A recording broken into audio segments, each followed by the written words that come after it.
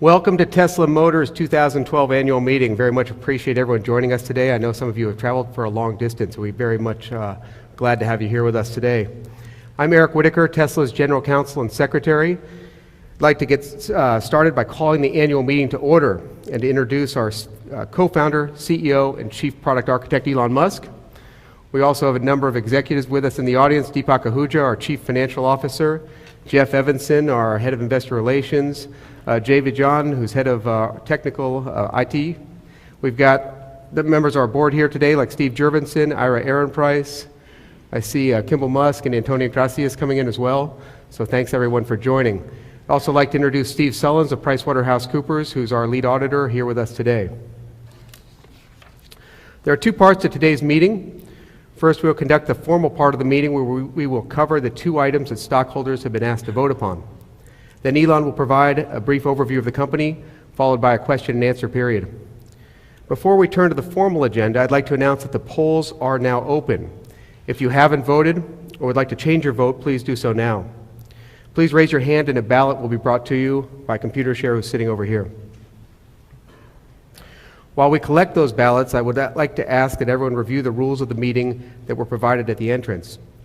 During the question and answer session, if you would like to ask a question, please raise your hand and wait until you are recognized. Please identify yourself as a stockholder or as a representative of a stockholder, then go ahead and ask your question. Thank you very much for your cooperation. We appreciate it. Our meeting today will follow the agenda provided to you. Tesla's Board of Directors has appointed Lisa Brenton of Computershare Investor Services to serve as our Inspector of Election for this year's annual meeting, and Lisa is handing out the ballots right now. Lisa has taken and signed an oath as Inspector of Election. This document will be filed with the minutes of today's meeting. Computershare Investor Services has certified that starting on April 13, 2012, the proxy materials or a notice of availability of the proxy materials were mailed to all shareholders of record as of April 9, 2012. Copies of these proxy materials and related certificates will be attached to the minutes of today's meeting. I have also been advised by the Inspector of Elections that we have a majority of the outstanding shares represented here at the meeting today. So I declare that there is a quorum present, and we may proceed with the business of the meeting. We're conducting the meeting in accordance with the company's bylaws. We have two items on the agenda. They are, first, to elect the two Class II directors, Antonio Gracias and Kimball Musk, to serve for a term of 3 years or until their respective successors are duly elected and qualified. And second, to ratify the appointment of PricewaterhouseCoopers LLP as Tesla's independent registered public accounting firm for the fiscal year ended December 31st, 2012. Are there any proxies remaining in the audience that have not been submitted? I know some of you asked for a ballot, so we'd like to get those turned in.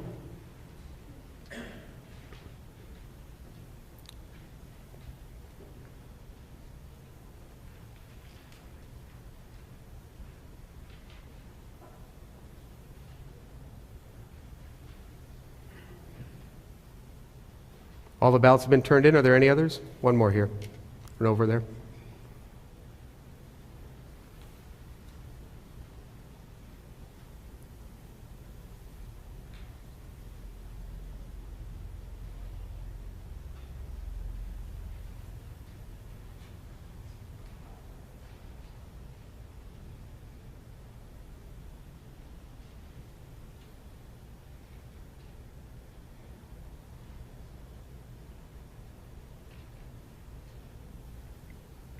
Lisa, you have them all? Great, thank you very much. The polls are now closed and all the measures have passed. That concludes the official business of today's meeting. I declare that the formal part of today's meeting is hereby adjourned. I now welcome you to stay for Elon's presentation. And during the course of this presentation, we may discuss our business outlook and make forward-looking statements. Such statements are only predictions based on management's current expectations. Actual events or results could differ materially due to a number of risks and uncertainties, including those mentioned in our most recent 10-Q filed with the SEC. Such forward-looking statements represent our views only as of today and should not be relied upon after today. We also disclaim any obligation to update these forward-looking statements. And with that, I give you what you've all really been waiting for, Mr. Elon Musk.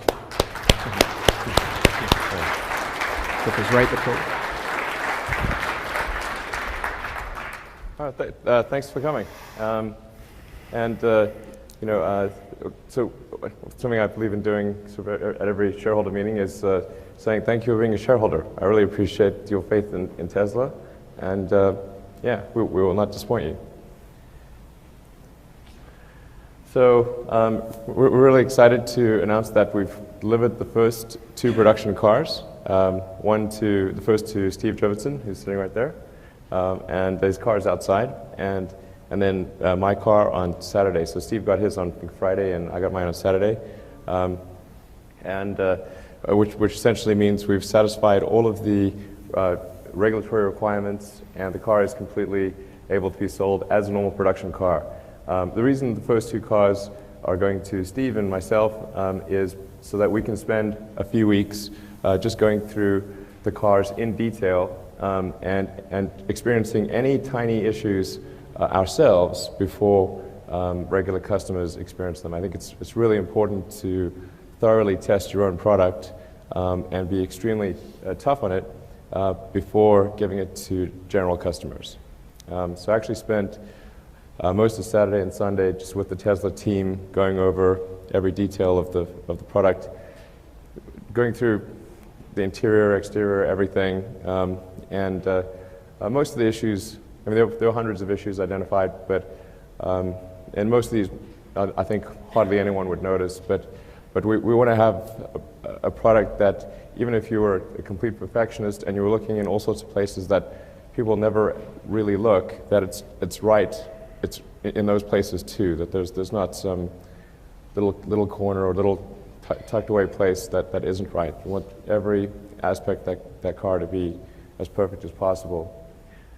So things have gone really well on achieving the benchmarks that we were looking for. So in terms of safety, our goal was to achieve a 5-star crash rating, which we believe we've done. In fact, if there were a 6th star, I think we would get a 6th star. It doesn't, we kind of saturated on the ratings, and the reason for that is if you break down crashes into different categories, you have a front crash, which is responsible for a supermajority of all fatal collisions are frontal impacts. We have a real advantage because we don't have this huge steel engine block in the front. As a result, we have a much longer crumple zone. So it's a crumple zone that's 2 to 3 times longer than it would be in a normal sedan. Because sometimes people think, oh, I've got this big engine in front of me, and that's protecting me. Well, not really, because in a really high-speed impact, you've got to have a certain compression, and you at some point that engine is going to go through your chest. So that's not good. So by having that longer distance is really important for high-speed impacts. It's perhaps not well appreciated, but it's really important. It's like if you were to jump out of a 5-story window, do you want to jump into a shallow pool or a deep one? That's basically what it amounts to. And for most cars, it's like jumping into a kiddie pool, but in our case, it's much deeper. And then with respect to the side impacts, we've designed a really strong structure to go along the side. It's this kind of an extruded lattice structure. And if you look at the side sill of the Model S, you'll see it's a little wider than a normal car, and that's to resist the side impacts. And so we have the lowest side pole intrusion of any car, any passenger car in the world. And we didn't just test according to the regulations. So the regulations will say, for example, that you have to, if you do a side pole test, it's got to be at this location. But the problem is that allows companies to game the system and say, okay, we're going to strengthen it just at that location. So we did those tests, but then we said, okay, well, what is the weakest location? And let's do the side pole crash at that location and make sure that is good too. So something really good on side pole. And then for rear collisions, because we have a third row seat, I want to be really careful about that. And also I'll have my kids in there, my friends' kids will be in there. And the regulations around rear collisions are really quite low. And for other cars with a third row situation, they're typically designed to a full rear impact at around 30 to 35 miles an hour. And we actually are designing to an impact at over 50 miles an hour, sort of highway speed, and being able to absorb that impact on only half of the car. Because you can imagine yourself, if you're sort of stuck on the side of a highway or something, and a car hits, it's not going to hit you full on. It's going to hit you on half of the rear, and you want to be able to resist that impact and drive into the crumple zone of the impacting car.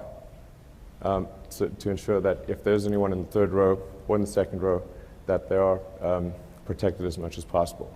And so we did all those tests effectively at a crash energy level about 4 or 5 times greater than what the regulations allow, which is quite a tricky thing to do, but we were able to get that done.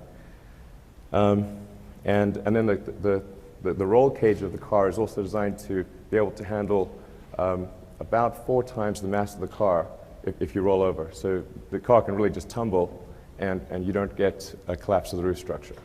And that really encompasses the safety side of things. And I apologize if that was a little bit laborious, but I thought it was worth making that explanation because if you look at one car to the next, you can't really tell. It's not super obvious that one is better, but this is really, I think, by far the safest car on the road.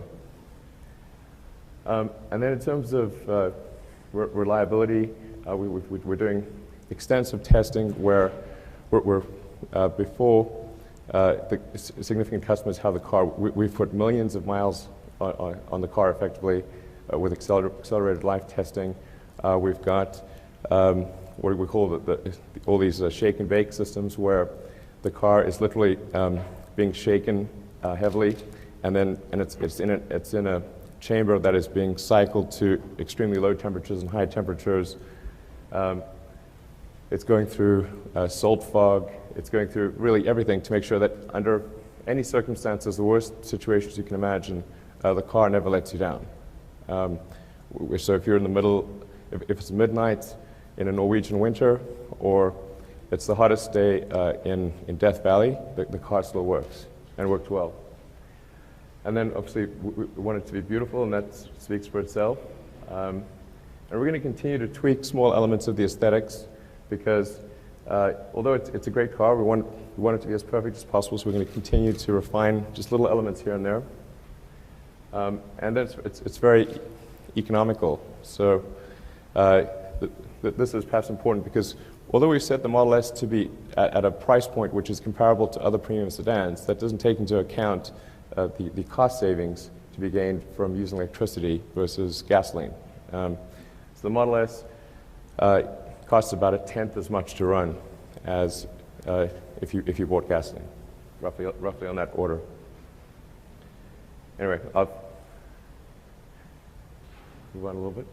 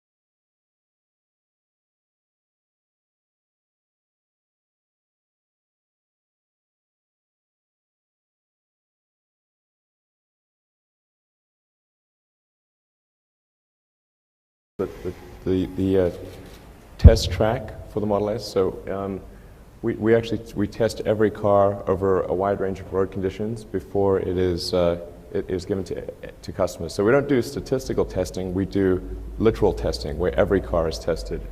Our aspiration is not to have a low defect rate, it is to have no defect rate. And so interest in the car has been good, particularly given that most of, or very few people have actually test driven the car. I mean, only a handful of people within the company have test driven the car, so that the orders so far without a test drive. Some people have had an opportunity to ride in a Model S and certainly see it up close, but the demand has been strong despite the unavailability of test drives. And once people do experience a test drive in the Model S, I think it will exceed their expectations. It's just not like other cars. Steve getting his car.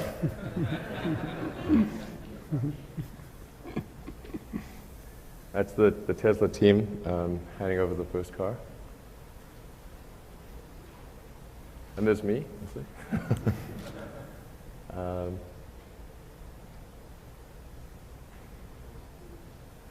So we're going to hand over our first 10 cars in 3 weeks, and so these will be our first sort of handover of a bunch of cars for people that are not Tesla insiders. So we're going to hand over 10 cars and do a big ride event on the 22nd and 23rd.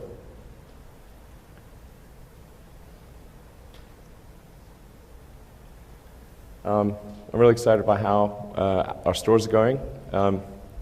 We keep evolving the store design and technology. So there's effectively like a new store version that keeps getting iterated and upgraded, led by George Blankenship. I think he's doing a really great job on revolutionizing the auto buying and ownership experience. Because that's one of the things we wanted to do at Tesla was, if we're going to create a new car company, well, let's try to fix all the things that are wrong with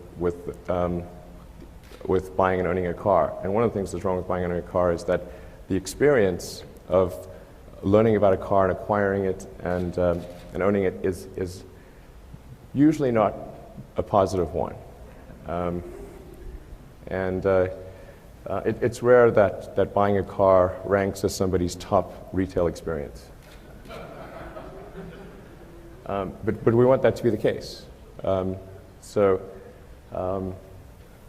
I think we're making great strides in that direction. Later this month, well, later in, I guess we're in June. So in a few weeks, we'll be opening our store in Santa Monica on the 3rd Street Promenade. This will be the latest in-store technology, and I think that's, if people would like to go and see that, if you're in LA, that's worth seeing. Our Santana Row store also is very, very close to that in the experience, and we plan to upgrade and expand the Santa Monica store experience as well. So you'll see a continued evolution in our store technology, if you will, and it really is kind of store technology. It's the overarching goal for the stores is, if you see a Tesla store in a mall, you should be magnetically drawn to that store, even if you don't own a car. It should just be, you want to go in and feel welcome and really like being there. And our goal may sound somewhat counterintuitive, but it's really, we never want to sell a car in the store. It sounds like, well, why would you not want to do that? Well, because like if you're being sold something, it's like somebody's, I don't know, to me it feels like somebody's pulling the wool over your eyes. It's sort of, you want to learn about something. You want to experience something, but you don't want to be sold. And that's the best way to want to own a product. And if somebody knows that going into a Tesla store, they're not going to be hounded and it's going to be a pleasant experience, you're not going to have any compunction about going in. So that's the goal there.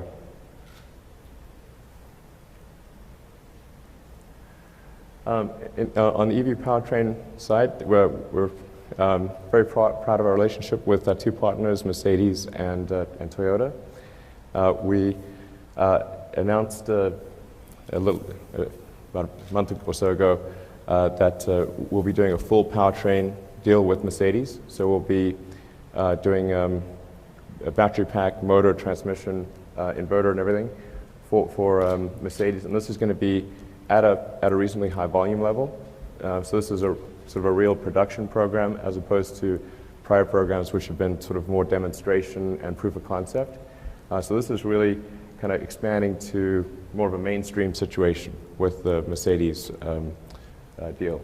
And then Toyota with the RAV4, that's just about to come out. This is still at the sort of proof of concept stage, kind of seeing how things go. So we're hoping in the future that will transition to more of a mainstream, high volume situation on the RAV4 side as well. And I think so if this goes well, that's what should occur.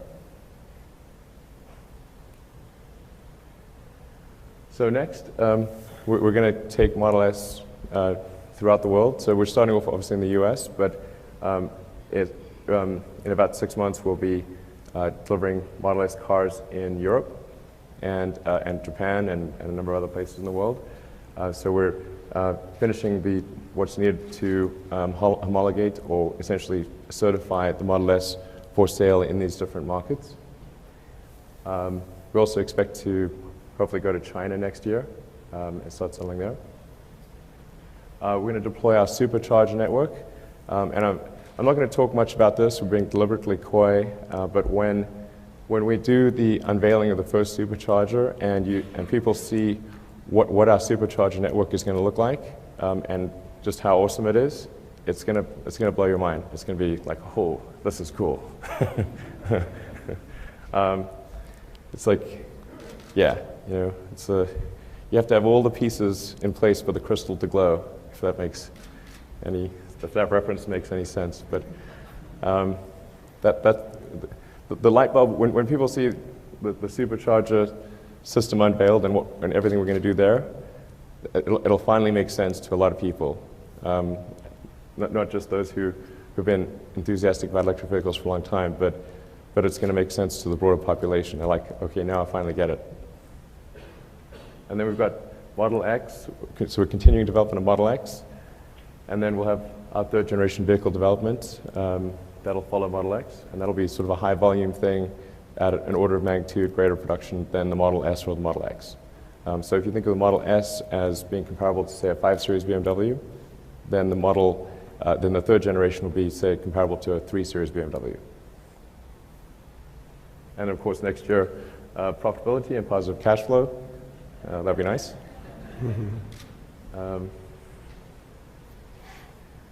Around the middle of next year is when we'll do the right-hand drive, which will be important for certain markets like the UK and Japan. In Japan, you can sell left-hand drive as well as right-hand drive, but it's mostly right-hand drive. And we're going to continue expanding stores throughout the world.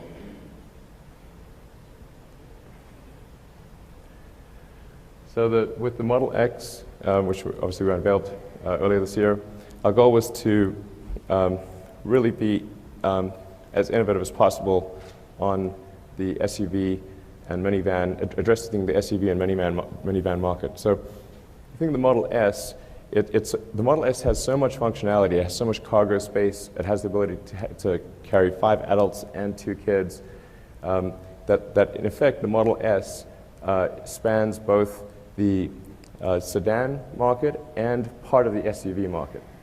With the Model X, it'll address the remainder of the SUV market and the minivan market. So with those 2 products, we're essentially going to cover 3 major segments. And in fact, the Model X will have more functionality than any minivan. A bigger door opening, more usable cargo space, and all in a form factor that is about the same wheelbase, but actually slightly shorter than an Audi Q7. So we haven't achieved that functionality just by making a super huge car. I think one of the signs of good design of a car is that it's bigger on the inside than it looks on the outside. Conversely, a sign of bad design would be it's a huge car, but its utility on the inside is limited. And it'll be the first dual motor all-wheel drive where it's got a motor in the front and a motor in the back. So it actually has incredible performance as a result of that, and it can actually beat a Porsche 911 Carrera in 0 to 60. It's 0 to 60 at 4.4 seconds versus a 0 to 60 at 4.6 seconds for a Porsche 911 Carrera. So I think it'll be, if you're ever at a light and there's some guy with a Porsche who's thinking he's a stud, you put a dent in his ego with your SUV. Yeah, so I really love the dual motor thing, and it's also, as a result of having a motor in the front and motor in the back, we can dynamically adjust torque within milliseconds to effectively get the best road holding of any all-wheel drive ever. So this is simply in a different league in terms of road holding capability relative to other all-wheel drive vehicles, which are simply mechanically connected, and you don't have the reaction time. Well, first of all, it's just a dumb mechanical connection, so it's not smart like this would be, and you can't do that fast adjustment front to rear, and then just intrinsically an electric motor is much more precise than a gasoline engine. There's a reason like surgical instruments are not powered by a gasoline engine, or a laser printer would seem odd if it was powered by a gasoline engine. If you want high precision, you need an electric motor. And we had a really great response from customers on this.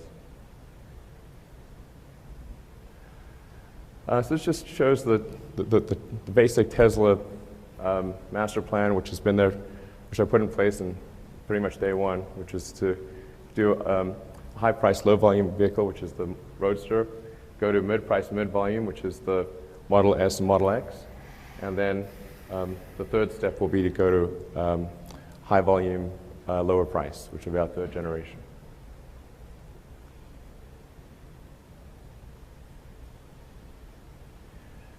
So this year we expect to do a little over 5,000 units. Obviously a very tiny market share. And next year, about 20,000 units, which is still a tiny market share. I mean, bearing in mind that the total number of new vehicles sold every year in the world is around, well, depending upon how you count it, 80 to as much as 90 million units a year.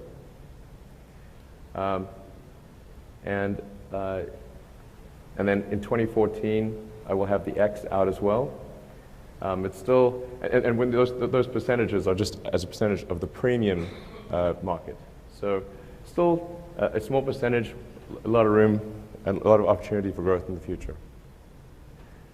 And it should be noted that our factory in Fremont has a capacity of somewhere on the order of 500,000 vehicles a year. So we've got a lot of growth, a lot of potential to use that asset, and with very, very good capital efficiency, achieve high production levels. And we remain confident of the 25% gross margin next year. That's my confidence level at this point. I think I feel very, very confident in committing to that number. And then operating margin sort of in, about half that.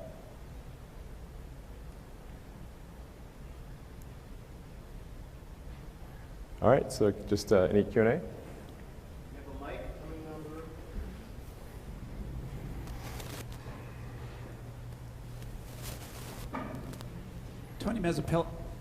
Tony Mazzapelli, shareholder. For our stock to achieve a somewhat normal price-earning ratio, we're going to have to sell tens of thousands of units per year, several tens of thousands of units per year. So I would like to ask you about a key component of the car that may or may not make that happen, and that's the battery. Lots of government labs, university labs, and lots of companies are working on battery technology to make the battery cheaper, charge faster, right, or store more. And that's very good because that'll help our cars take market share from the gasoline cars. What technologies, as for us shareholders, should we be watching? Do you know? Well, I think, so from a Tesla standpoint, we do get exposed to a lot of the upcoming advancements in battery technology. And I have to say that there are a few industries with more BS than the battery industry. It's quite remarkable. And the reason is because there are a lot of complicating factors with a battery. There's the gravimetric and volumetric energy density, there's the cost per kilowatt hour, there's the cycle life, there's the calendar life, there's safety, and sometimes you'll see an announcement that sounds really great, and it's an improvement in one area, but it really shortchanges the other areas, and they forget to mention that in the article.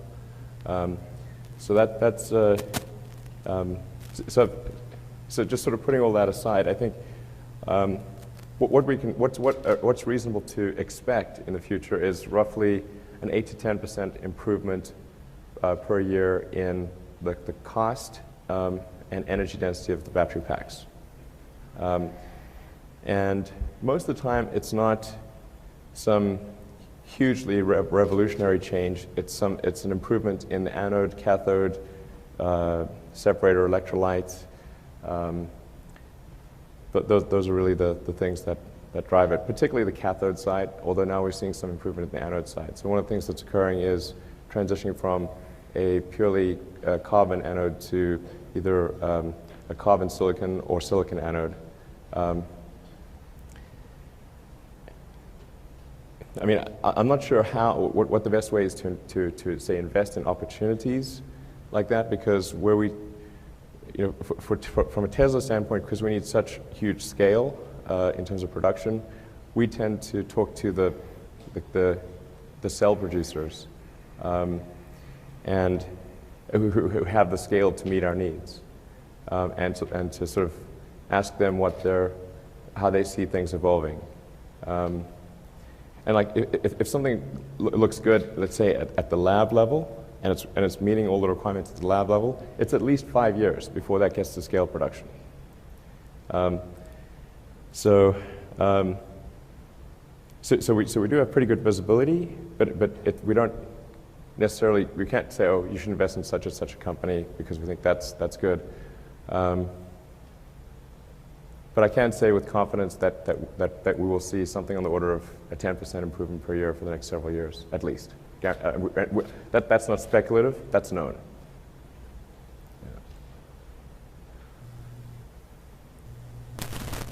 Morning, Steve Goldsmith.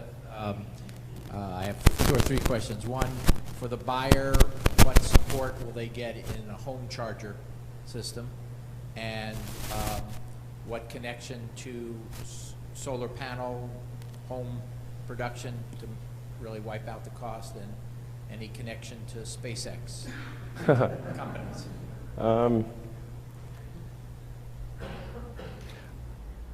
So let's see. I think there are a few questions embedded there. I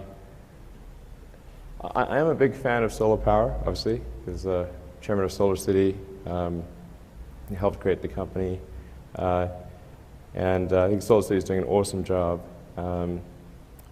I'm not sure most people are aware of this, but Solar City is the largest provider of solar power in the country, and continuing to grow at a really good clip.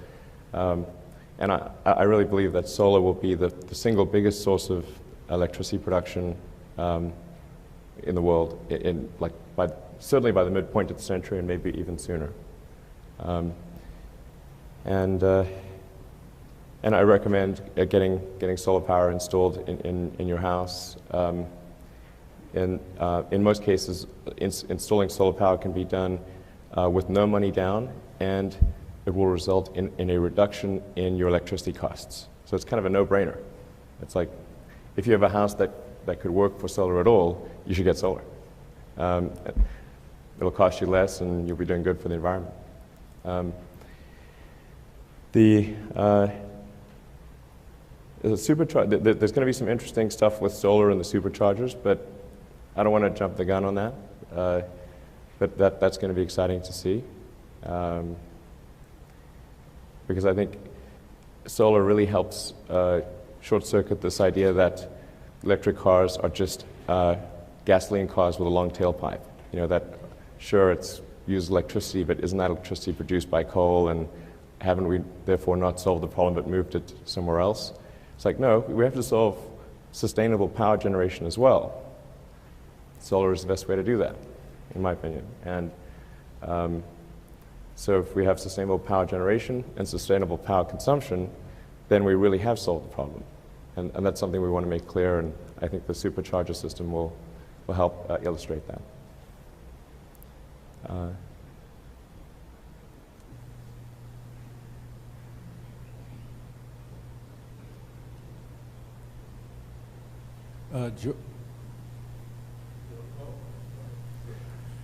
George Cranen, a stockholder. Two-part question. First part is, are you going to strap a couple of Falcons together and send one of those to the space station? I forgot to. And part two, a recent op-ed piece in Automotive News held a position that increasing CAFE standards are discouraging mainline auto manufacturers from investing in electric powertrains because the technology payback is in improving internal combustion. From the customer's point of view, when cars get an average of 54.5 miles per gallon, is the urgency in the general public's mind for buying an electric car diminished? Are the EPA fuel standards, CAFE standards, going to discourage, perhaps, electric car sales? No, I think improving the requirements, the average, corporate average fuel economy for car makers actually does help send them in the direction of sustainable transport. I think it's actually okay if what they do as a large part of that solution is improve the efficiency of the gasoline-powered cars. But ultimately, in order to meet the really high CAFE standards that are scheduled to come into effect later this decade, they will have to go to electric cars, or at least plug-in hybrids or something like that. So I think it's overall a good thing. I'm not sure in fact, I don't think it's the best way to achieve the goal. I think the best way to achieve the goal of, say, reducing carbon emissions is to tax carbon emissions, just as one taxes, say, cigarettes or alcohol. I really feel quite strongly that if we are to, since the federal government needs to raise taxes, it makes sense to weight those taxes on what likely is bad for us versus stuff that's good. Like, it would be silly to, in food, to have really high taxes on bread and none on cigarettes. That would be like, people are like, oh, that would be dumb. Well, that's how it is with fuel. We have really low taxes on the stuff that's bad for us, which is like coal and oil and all that. And then we've got in fact, we have negative taxes on those. I should point out the level of subsidies and tax breaks that exist for oil, gas, and coal are enormous. In fact, just mind-bogglingly huge. So it's not just that there's not tax in it, there's a negative tax. There's a subsidy, effectively. And that makes it harder for the sustainable stuff to compete. And there are some subsidies on the sustainable stuff, but it's nothing compared to the gargantuan ones that are there for oil, gas, and coal, and that have been there for a long time, unfortunately. So anyway, I really think there ought to be a tax according to that which is going to harm us. And in fact, I mean, there really are a lot of parallels between smoking, how smoking was perceived, say, 40 or 50 years ago, where you actually had these ads where they were claiming that cigarettes were good for your health, and like pregnant women in ads and things like that. And then all these scientists were saying, well, we think there may be a link between lung cancer and smoking. And then there would be all these counter studies funded by the tobacco companies that curiously found that there was no link. And then over time, that evidence mounted more and more, and eventually it became overwhelmingly obvious that smoking is bad for your health. And yet, what we're doing here with carbon emissions from oil, coal, and gas is we're smoking the planet. So it doesn't seem we've learned our lesson there. Hi, Doug McKenzie, a shareholder. And first, just congratulations on the amazing things that you've done with Tesla and with SpaceX. Just amazing. So thank you. I think last year you mentioned how there was a swap out of the battery in the Model S, and that could be done, I've been telling people, I think I heard this in under a minute, potentially. So could you comment about that and whether that looks like something that still has potential and when that might happen? Yeah. So in terms of the Model S, I intentionally architected the Model S to have a battery pack in the floor pan that can be swapped out in under a minute. And I think we're going to show something interesting in that regard. So got to keep a few cards, in the vest there. But I think there'll be something exciting to see in that regard. Yeah. Sure. Yeah. Go ahead. Jeff's got the microphone here. Oh, sorry. Yeah. Yeah, so, well, first, congratulations on getting the Model S out the door a month early. That's an incredible achievement. I'm very excited to drive a Model S. I'm equally excited for the Model S to drive me. What are your thoughts on a self-driving Tesla? So I think the whole self-driving thing is pretty cool, and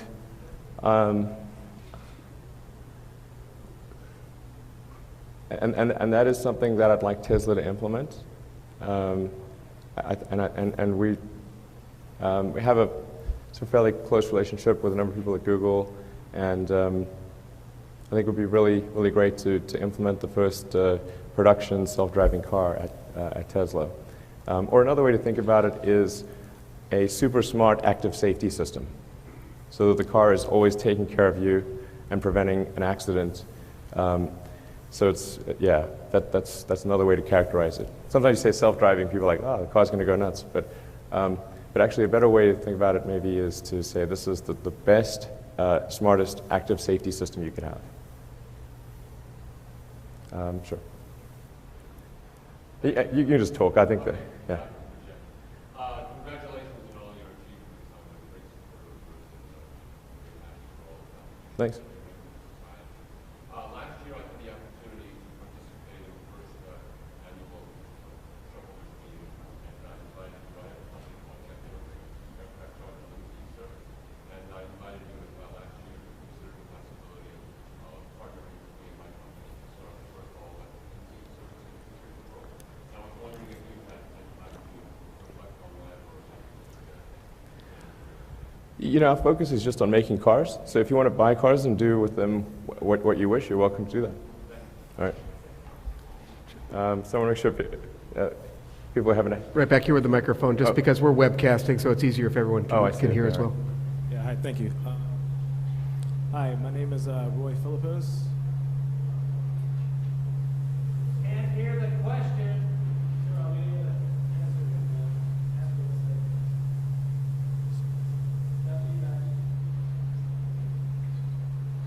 It's like a mic drop. Hi, Roy Philippos, investor from Philadelphia. I believe in what Tesla is doing, the vision, and what you're trying to achieve. The question I have here is basically, Tesla seems to be running out of money. And if you remember the financial crisis, we had a difficulty raising funds in 2008.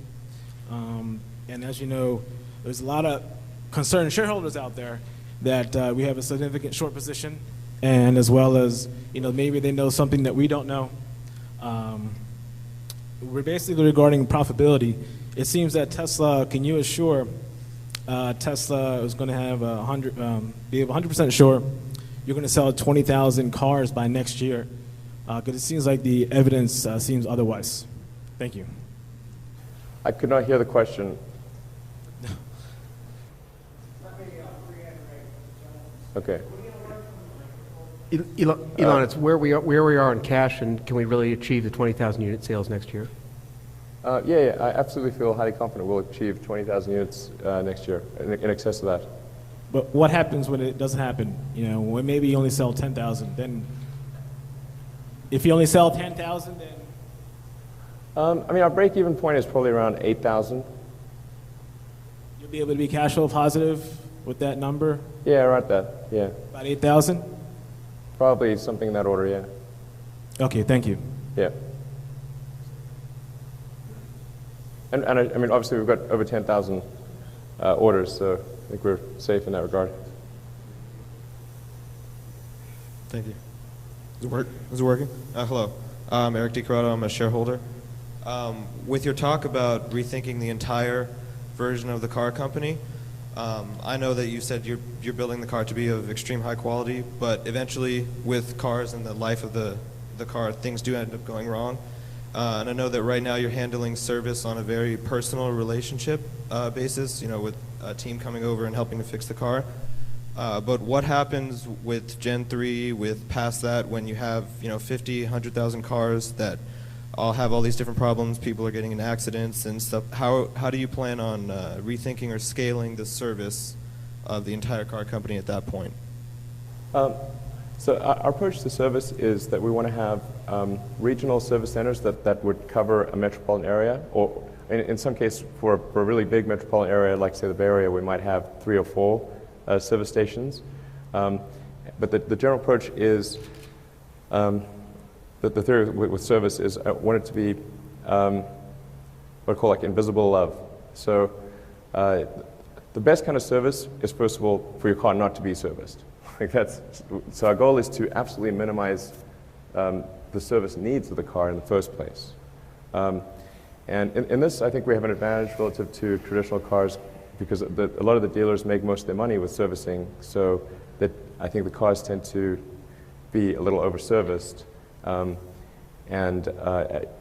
Yeah, so our goal is to make a car that's so reliable that it doesn't need to be serviced. And of course, all cars come with 4G connectivity, so we can do over-the-air updates of software like you're used to getting on a phone or a computer. And we can also do remote diagnostics. So if the car is reporting a problem, then with the user's permission, if you give us permission, we can look at the car and determine what's wrong and be able to pre-position any spare parts. So that, I mean, that's in the ideal scenario, like if the car does need to be serviced, what would be great is, like, let's say you took a car to work, you tell us the car is going to be at work at your office for the following period of time. We come pick up your car, bring it to our service center where the parts are pre-positioned to be replaced. We replace them, return the car before you need to go home for work. So it was invisible to you. And you will love that. That's how you live in invisible love. But that's I think the good way to do it. And that may sound, well, gee, isn't that expensive? No, it's not. If you look at, say, the way that Enterprise Rent-A-Car operates, it's a really efficient organization, and yet they pick you up and drop you off for your rental car. And that's a much better use of time to have someone valet the car than for you personally to pick up and drop off the car. And then we can have a fewer number of service centers that are sort of located near major highway intersections, and we can have economies of scale at the service center level. So I think it's both more efficient and a better experience for the customer.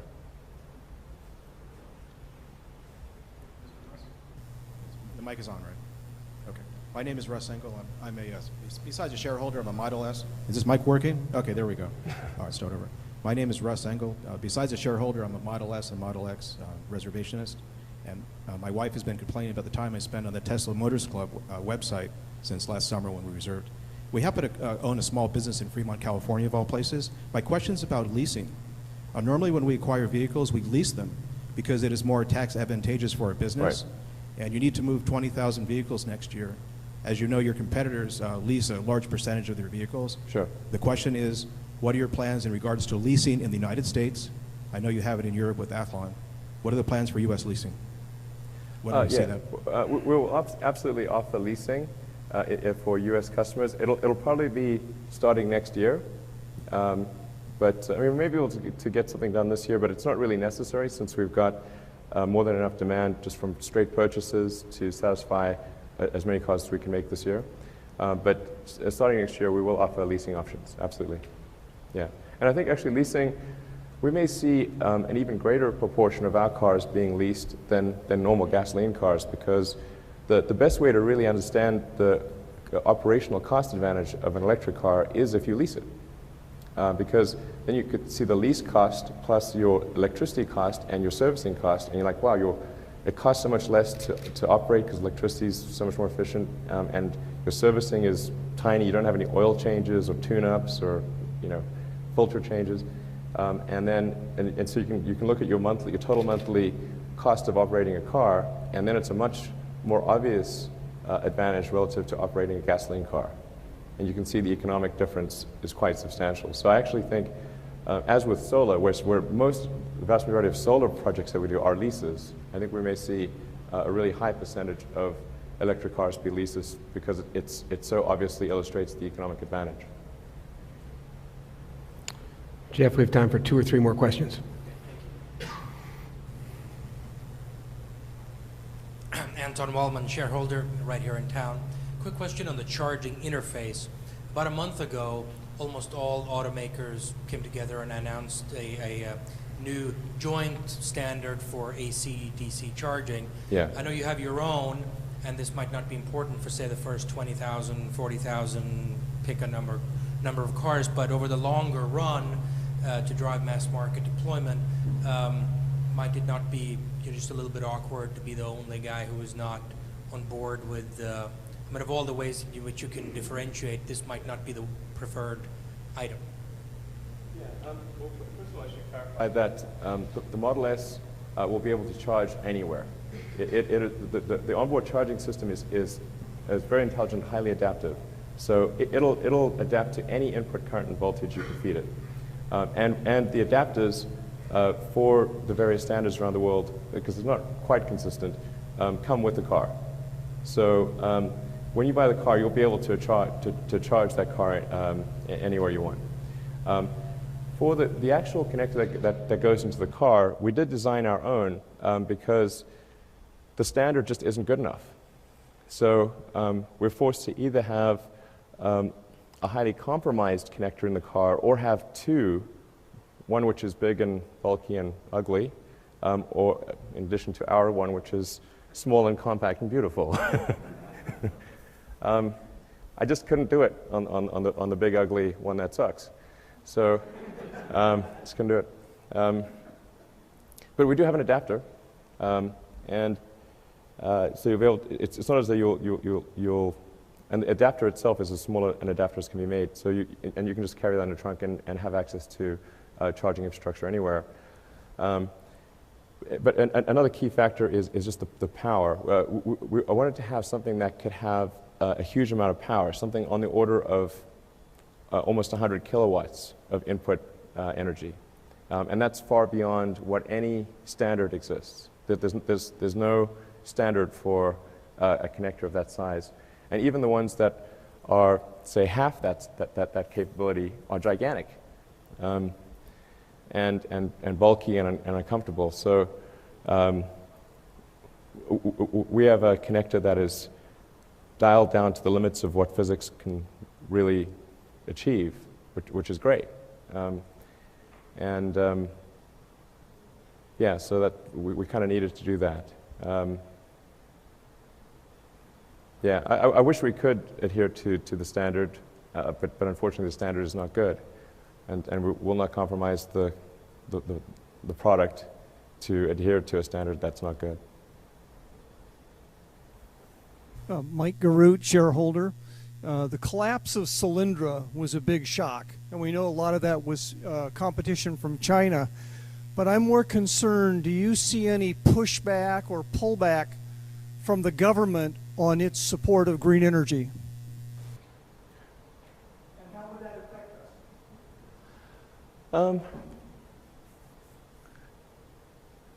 I think the government's support of green energy is okay. I mean, I think it should be better. I really think, I think if we were to truly think long term, it should be much greater than what it is right now. Or another way, I like the word sustainable energy because then it makes it really obvious. It's like why are we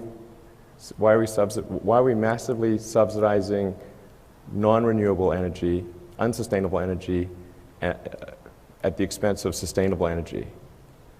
By definition, unsustainable is going to run out. And then we run this dangerous experiment of seeing how much CO2 can we put in the atmosphere before there's a massive catastrophic disaster. You know, the outcome of that experiment could be, oh gee, you can put a huge amount of CO2 in the atmosphere and it's okay. That's one of the outcomes. The other outcome is it's not okay. It just seems like a bad idea to run that experiment, but people seem to want to run it.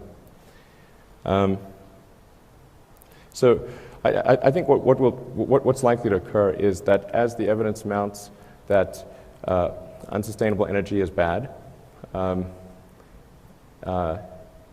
even a complete fool can't ignore it, then that's when we'll see quite a dramatic shift in favor of sustainable energy. I just hope it's not too late.